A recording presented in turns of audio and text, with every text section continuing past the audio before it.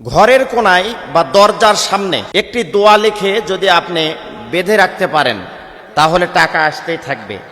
ঋণের বোঝা থেকে আল্লাহ পাক আপনাকে হেফাজত করবেন। তবে আমি যেই নিয়মে বলবো এই নিয়মটা আপনাকে ফলো করতে হবে। আমি যে দোয়ার কথা বলবো এটা কোরআনি দোয়া। এই দোয়াটা আপনি লিখে যদি দরজার সামনে কোথাও গোপনে বেঁধে রাখতে হবে, মানুষে দেখলেও কোনো সমস্যা নেই, তবে আপনি যখন বাঁধবেন তখন গোপনে বেঁধে রাখবেন এবং মানুষকে ওপেনলি বলার দরকার নেই যে এর ভেতরে কি আছে না আছে। এবং আপনি রুমের যে কোনো একটি কোনায় এই নিয়মে, আমি যেই নিয়মে বলবো এই দোয়াটি লিখে আপনি সুন্দর করে যদি বেঁধে রাখতে পারেন তাহলে বিভিন্ন বিপদ বালা মুসিবত থেকে আপনার পরিবার, আপনার ফ্যামিলি, আপনার ঘর নিরাপদে থাকবে এবং আপনার অভাব অনটন, দুর্ভিক্ষ, উৎকণ্ঠা, পেরেশানি এগুলো থেকে আল্লাহ রাব্বুল আলামিন কিন্তু আমাকে আপনাকে হেফাজত করবেন। দেখুন, গোপনে ঘরের কোনায় দোয়াটি রেখে তার আগে কিছু রাখতে হবে, তার আগে কিছু নিয়ম কানুন আছে।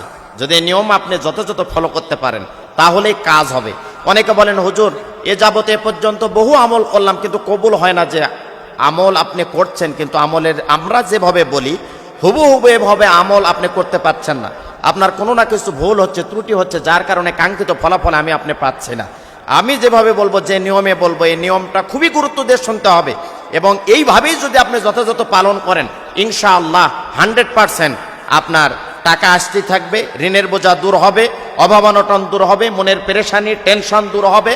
তবে আপনাকে মনোযোগের সাথে শুনতে হবে এবং আমল করতে হবে। 1 নম্বরে ঘরে প্রবেশ করার সময় আমি দোয়াটির কথা নিয়মটা বলে দেব, কিন্তু তার আগে কয়েকটি বিষয় নিয়ম আপনাদেরকে বলি যে কোন মাধ্যমে গেলে এই আমলটা আপনার কবুল হবে, আপনি সফল হবেন, আপনি পরিপূর্ণতা সাকসেস হবেন। 1 নম্বরে কিছু আমল আপনাকে করতে হবে, আমল ছাড়া হবে না। আমলের মাধ্যম ছাড়া আপনি কোনো কিছু আল্লাহর কাছ থেকে পাবেন না। 1 নম্বরে ঘরে প্রবেশ করার সময় অবশ্যই আপনাকে সালাম দিয়ে প্রবেশ করতে হবে।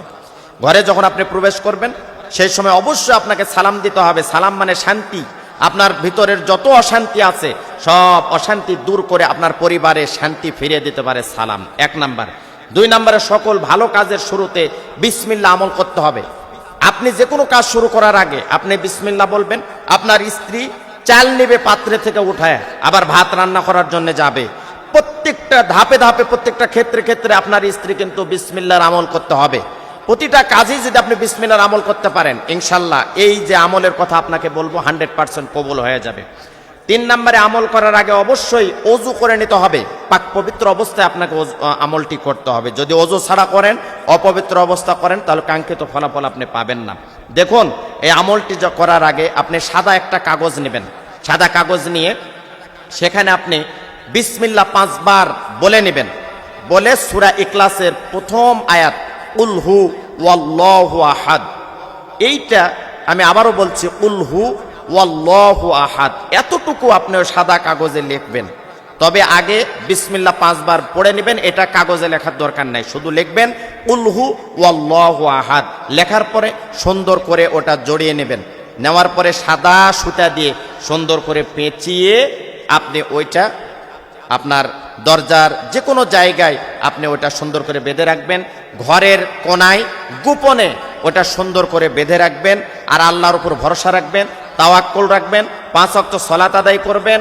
সকল ক্ষমতার মালিক আল্লাহ, রিজিক দাতা আল্লাহ, আমাদের ভালো থাকার মালিক আল্লাহ।